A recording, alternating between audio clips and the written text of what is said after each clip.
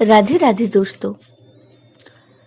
भगवान श्री राम ने बताया कि तुलसी को पानी डालते वक्त ये 3 शब्द बोले तो गरीबी दूर हो जाएगी। एक समय की बात है, भगवान श्री राम और माता सीता जी अपने 14 वर्ष के दौरान चित्रकूट में आराम कर रहे थे और तुलसी माता से मिलने वाले पुण्य फलों के बारे में बातचीत कर रहे थे। तो बातचीत करते करते माता सीता जी के ध्यान में कुछ प्रश्न उठे। तो माता सीता जी ने भगवान श्री राम से कहा, हे प्रभु, मेरे मन में कुछ प्रश्न उठे हैं जिनके उत्तर जानने के लिए मेरा मन बेचैन हो रहा है। तो भगवान श्री राम कहते हैं, हे देवी सीते, आपके मन में कौन से प्रश्न उठे हैं? आप जल्दी बताइए, मैं आपके सभी प्रश्नों के उत्तर और रहस्य जरूर बताऊंगा। तो माता सीता जी कहती हैं, हे प्रभु, तुलसी को जल कैसे देना चाहिए और तुलसी को जल देने की सर्वोत्तम विधि कौन सी है और तुलसी को जल देने का मंत्र कौन सा है? तो भगवान श्री राम कहते हैं, हे देवी, तुलसी को पानी डालते वक्त बोले यह 3 शब्द, गरीबी दूर हो जाएगी। एक बार की बात है, माता सीता जी ने भगवान श्री राम से तुलसी को जल देने का महत्व पूछा। तो भगवान श्री राम ने उन्हें उसका महत्व सुनाया। तो आगे माता सीता जी कहती हैं, हे स्वामी, आपने मुझे तुलसी को जल देने का महत्व तो बता दिया, परंतु अब मेरे मन में यह जानने की जिज्ञासा हो रही है कि तुलसी को जल कैसे देना चाहिए, तुलसी को जल देने की सर्वोत्तम विधि कौन सी है और तुलसी को जल देने का मंत्र कौन सा है। कृपया आप मुझे इन सभी प्रश्नों का उत्तर बताइए। तो भगवान श्री राम माता सीता जी से कहते हैं, जिस प्रकार से मैंने तुम्हें तुलसी का महत्व सुनाया है, उसी प्रकार से तुलसी को जल देते समय बोले जाने वाले मंत्र का भी बड़ा महत्व है। यह मंत्र केवल 3 शब्दों का है, परंतु इसका प्रभाव बहुत ही कल्याणकारी है। जो भी मनुष्य नित्य तुलसी को जल देते समय अपने मुख से केवल यह 3 शब्द बोल देता है, तो साक्षात माता लक्ष्मी उसके घर में प्रवेश करती हैं, उसकी दरिद्रता समाप्त हो जाती है, उसे धन धान्य की प्राप्ति होती है। उस मंत्र को बताने से पूर्व मैं आपको तुलसी के इस मंत्र का महत्व सुनाता हूँ। इस महात्मा को सुन लेने मात्र से ही मनुष्य के समस्त पाप खत्म हो जाते हैं और उसे वर्षों तक तुलसी को जल देने का पुण्य प्राप्त होता है। इसलिए हे देवी, आप इस कथा को ध्यान से पूरा सुनिए।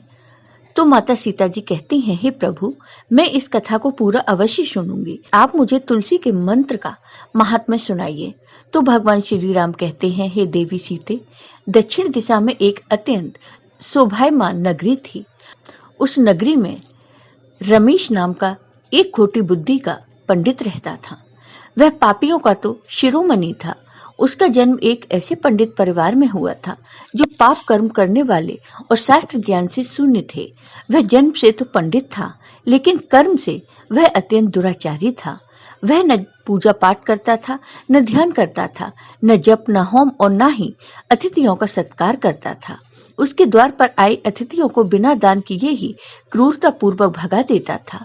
वह सदैव ही पराई स्त्रियों में आसक्त रहता था और उसे मदिरा पान करने की भी आदत थी। साथ ही वह मांस खाता था। वह दिन में खेत में काम करके पत्ते बेचकर जीविका चलाता था और रात में व्यभिचार करता था। इस प्रकार से उस पंडित ने अनेक वर्षों तक जीवन व्यतीत किया। फिर एक दिन वह दुर्बुद्धि रमेश बेचने के लिए पत्ते इकट्ठा करने के लिए एक ऋषि के आश्रम में घूमने लगा और पत्ते तोड़ने लगा। तो एक काल रूपधारी काले सर्प ने उस पंडित को काट लिया और उसी समय उसकी मृत्यु हो गई। तो यमदूत उसे लेने के लिए उस स्थान पर प्रकट हो गए और उसे उठाकर यमलोक ले जाने लगे। मार्ग में वह यमदूतों के सामने बहुत विलाप करने लगा और बोला, हे दूतों, मुझे कहाँ ले जा रहे हो? मुझे छोड़ दो, मेरे प्राण बख्श दो। लेकिन यमदूत उसे यह कहते हुए ले जा रहे थे, अरे दुष्ट पंडित, तेरे पाप कर्मों के कारण तुझे सांप ने काट लिया है। अब यमराज तुझे अवश्य घोर नरक में डाल देंगे। फिर यम के दूत उस पंडित को लेकर यमलोक पहुंच गए और यमराज के सामने खड़े हो गए। तो चित्रगुप्त उस ब्राह्मण का लेखा जोखा निकालते हैं और यमराज से कहते हैं, हे धर्मराज, इस ब्राह्मण ने बचपन से लेकर मृत्यु तक पाप ही पाप किया है। इसने कभी कोई पुण्य का काम नहीं किया है। तो फिर धर्मराज अपने दूतों से कहते हैं, हे दूतों, इस घोर पाप करने वाले पंडित को उठाकर ले जाओ और इसे नरक में डाल दो। फिर यम के दूत उस पंडित को लेकर नरक की भयंकर अग्नि में धकेल देते हैं। तो अनेक वर्षों तक नरक में सजा भुगतने के बाद उस पंडित को दूसरे जन्म में एक बैल का शरीर मिला। बैल का जन्म पाकर वह बोझ उठाने का काम करने लगा। उसका मालिक उससे दिन रात काम करवाने लगा। फिर जब उस बैल की शक्ति कम हो गई तो उसके मालिक ने उसे एक लंगड़े आदमी को बेच दिया। तो वह लंगड़े आदमी ने उस बैल को खुद का बोझ उठाने के लिए उपयोग किया। वह उसकी पीठ पर बैठकर घूमता था। इस प्रकार से उस बैल ने 10 वर्ष तक उस लंगड़े आदमी का बोझ उठाया। फिर एक दिन वह लंगड़ा आदमी उस बैल की पीठ पर बैठकर किसी ऊंचे पर्वत पर जा रहा था। उस पर्वत पर बहुत देर तक चढ़ने के कारण वह बैल बहुत थक गया था। उसकी शक्ति कम हो गई और वह मूर्छित होकर जमीन पर गिर गया और अंतिम सांसें लेने लगा। तो वहां पर खड़े लोगों को उस बैल पर बड़ी दया आ गई और वह उसके मुख में पानी डालने लगे। फिर उन लोगों में एक पुण्यात्मा इंसान था। उसने उस बैल का कल्याण करने के लिए अपना पुण्य उस बैल को दे दिया। तो उसे देखकर अन्य लोगों ने भी अपना अपना पुण्य याद करके कुछ पुण्य उस बैल को दे दिए ताकि बैल को मुक्ति मिल सके। तो उसी भीड़ में एक वेश्या भी खड़ी थी। तो सभी लोग अपना पुण्य उस बैल को दे रहे थे। तो यह देखकर उस वेश्या ने भी अपना पुण्य उस बैल को दे दिया। फिर कुछ देर बाद उस बैल की मृत्यु हो गई। फिर उस स्थान पर यमदूत आए और उस बैल के शरीर से उस पंडित की आत्मा को निकाल कर यमलोक ले गए और यमलोक ले जाकर उसी यमराज के सामने खड़ा किया। फिर चित्रगुप्त उसका लेखा जोखा देखते हैं तो वह आश्चर्य में पड़ जाते हैं। वह वेश्या के द्वारा उस बैल को दिया हुआ पुण्य बहुत बड़ा होता है। उस पुण्य के प्रभाव से उसके सभी जन्मों के पाप नष्ट हो गए थे। फिर यमराज उस पंडित के सभी पाप क्षमा करते हैं और कहते हैं, हे पंडित, उस वेश्या ने तुझे अपना पुण्य देकर तुझ पर बहुत बड़ा उपकार किया है। केवल उसी के पुण्य के कारण तुम्हारे सब जन्मों के पाप खत्म हो गए हैं। और यमराज उसे फिर से मनुष्य योनि में जन्म प्रदान करते हैं। इस बार वह पृथ्वी पर आकर एक उत्तम पंडित कुल में जन्म लिया।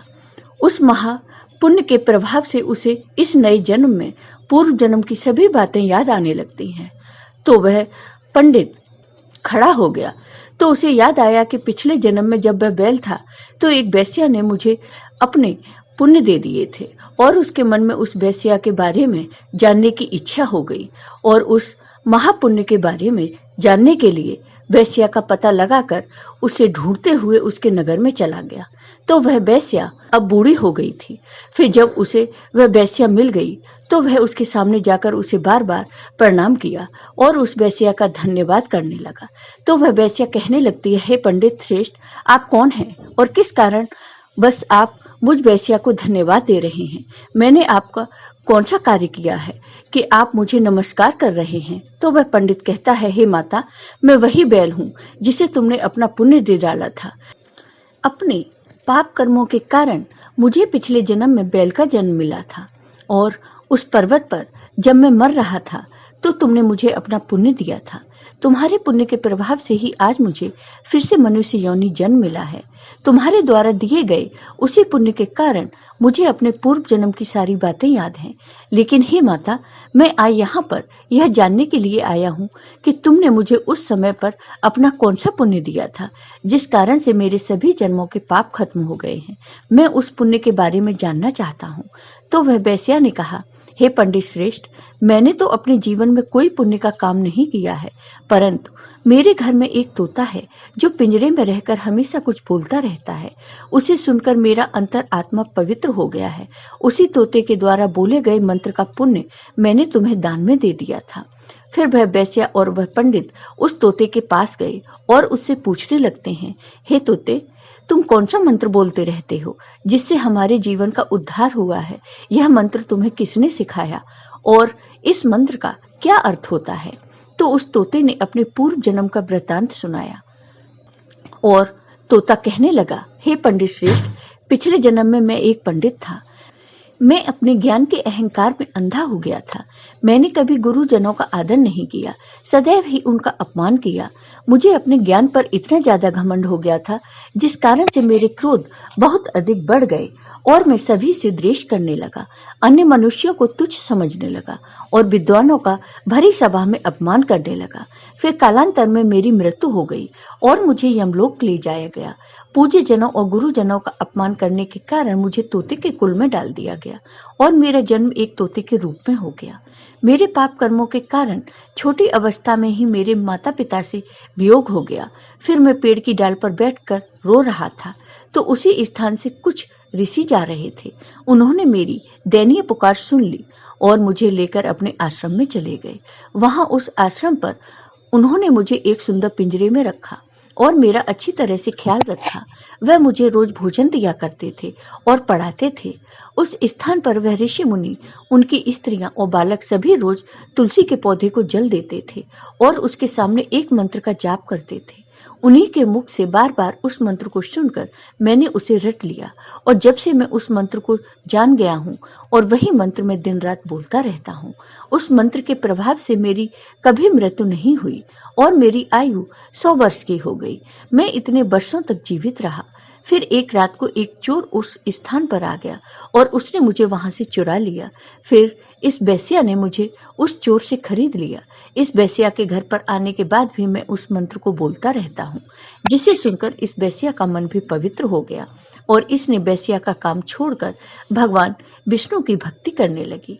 उसी मंत्र के प्रभाव से मेरे पूर्व जन्मों के सभी पाप खत्म हो गए हैं और उसी मंत्र के प्रभाव से इस बेस्या की भी आत्मा पवित्र हो गई है। तो हे पंडित जी, उसी मंत्र के पुण्य से आप भी पाप मुक्त हो गए हैं। इस प्रकार से तोते ने उस पंडित को और उस बेस्या को सारा वृतांत सुना दिया, जिसे सुनकर वह पंडित और बेस्या दोनों ही अत्यंत प्रसन्न हुए और फिर वह दोनों ही रोज तुलसी को जल देकर उस मंत्र का जाप करने लगे। फिर वह तोता, बेस्या और वह पंडित तीनों उस मंत्र के प्रभाव से दिव्य विमानों में बैठकर भगवान श्री हरि विष्णु के लोक को चले गए। भगवान श्री राम कहते हैं, हे देवी सीते, देखा आपने, केवल तुलसी के इस मंत्र के प्रभाव से उस तोते, उस बेस्या और उस पंडित के सभी पाप खत्म हो गए। इसलिए सभी मनुष्य रोज तुलसी को जल देते समय इस एक मंत्र का उच्चारण अवश्य कीजिए। हे देवी सीते, वह मंत्र इस प्रकार है, इसे आप ध्यान से सुनिए। ओम वृंदावन स्वाहा, ओम वृंदावन स्वाहा। भगवान श्री राम कहते हैं, जो भी स्त्री नित्य तुलसी के समक्ष इस मंत्र का जाप उच्चारण करेगी वह सौभाग्यशाली बनेगी। जो भी पुरुष तुलसी के सामने इस मंत्र का उच्चारण करेगा उसे अपार धन की प्राप्ति होगी। जिस घर के सामने नित्य तुलसी की पूजा की जाएगी उस घर में साक्षात मां लक्ष्मी का वास होगा। तुलसी का यह मंत्र राजकल्प तरु है, यह समस्त फलों को प्रदान करने वाला है। अतः जो भी तुलसी के सामने इस मंत्र का उच्चारण करेगा उसे संपूर्ण सिद्धियां प्राप्त होंगी। स्त्रियों को सदैव ही स्नान करके अपने बाल बांधकर मांग में सिंदूर भरकर नित्य तुलसी को जल दें और इस मंत्र का उच्चारण करें। रोज तुलसी के पौधे की परिक्रमा करें, इससे सभी पाप दोष खत्म हो जाते हैं। रोज शाम के समय तुलसी के पास दीपक जलाएं और तुलसी के पास बैठकर भगवान विष्णु की आराधना करें। तुलसी के पास दीपक जलाने से मनुष्य को धन धान्य की प्राप्ति होती है। हजारों अमृत के घड़ों से नहाने पर भी श्री हरि विष्णु भगवान को उतनी तृप्ति नहीं होती जितनी मनुष्य के द्वारा तुलसी का एक पत्ता चढ़ाने से प्राप्त होती है। 1000 गाय के दान से मनुष्य जो फल प्राप्त करता है वही फल तुलसी के पत्ते के दान से पा लेता है। जो मृत्यु के समय अपने मुख में तुलसी पत्र का जल पा जाता है वह संपूर्ण पापों से मुक्त होकर भगवान श्री राम के धाम जाता है। भगवान श्री राम कहते हैं, पूर्णिमा, अमावस्या, द्वादशी और सूर्य संक्रांति के दिन मध्यकाल रात्रि और संध्या के समय तेल लगाकर बिना स्नान किए अथवा बिना हाथ पैर धोए रात्रि के वस्त्र पहनकर तुलसी के पत्ते तोड़ता है वह महापाप है। श्राद्ध, व्रत, दान, प्रतिष्ठा तथा दीप पूजा के लिए तोड़े हुए तुलसी पत्ता बासी होने पर भी 3 रातें तक पवित्र रहते हैं। तुलसी का एक एक पत्ता न तोड़कर पत्तियों के साथ अग्रभाग को तोड़े। तुलसी की मंजरी सब फूलों से बढ़कर मानी गई है। मंजरी तोड़ते समय उसमें पत्तियों का रहना भी आवश्यक है। पूज्य भाव से पौधों को हिलाएं, बिना तुलसी के अग्रभाग को तोड़े, इससे पूजा का फल लाख गुना बढ़ता है। तुलसी के पत्तों को कभी नाखून से न तोड़े, इससे पाप पड़ता है। रात्र में तुलसी के पौधे को स्पर्श नहीं करना चाहिए या उसके पत्ते नहीं तोड़ने चाहिए, ऐसा करना अशुभ होता है। रात्र में तुलसी का पौधा निद्रा अवस्था में रहता है, ऐसे में पत्ते तोड़ने पर पाप ही पड़ता है। गुरुवार के दिन तुलसी के पौधे में थोड़ा सा कच्चा दूध अर्पित करना चाहिए। दूध चढ़ाते समय ओम नमो भगवते वासुदेवाय इस मंत्र का जाप अवश्य करना चाहिए। तुलसी के पौधे के पास सालिग्राम रखें और उस पर चढ़ाएं। पूजा में तुलसी और सालिग्राम को दूध में भीगी हल्दी का तिलक अवश्य करना चाहिए। सालिग्राम पर तुलसी पत्र रखकर चंदन लगाएं। अगर कोई महिला मासिक धर्म से है तो उसे तुलसी की पूजा नहीं करनी चाहिए। मासिक धर्म के दौरान तुलसी को स्पर्श करने से घोर पाप चढ़ता है। इससे स्त्री की दुर्गति होती है। इस प्रकार भगवान श्री राम ने माता सीता जी के माध्यम से समस्त मनुष्य जाति के कल्याण के लिए तुलसी माता की कल्याणकारी कथा को सुनाई है। आशा है कि आपको यह कथा अच्छी लगी होगी। जय श्री राम दोस्तों। आपको ये वीडियो पसंद आया हो तो कमेंट बॉक्स में कमेंट करके जरूर बताइए। साथ ही मेरे वीडियो को ज़्यादा से ज़्यादा शेयर करिए। धन्यवाद दोस्तों।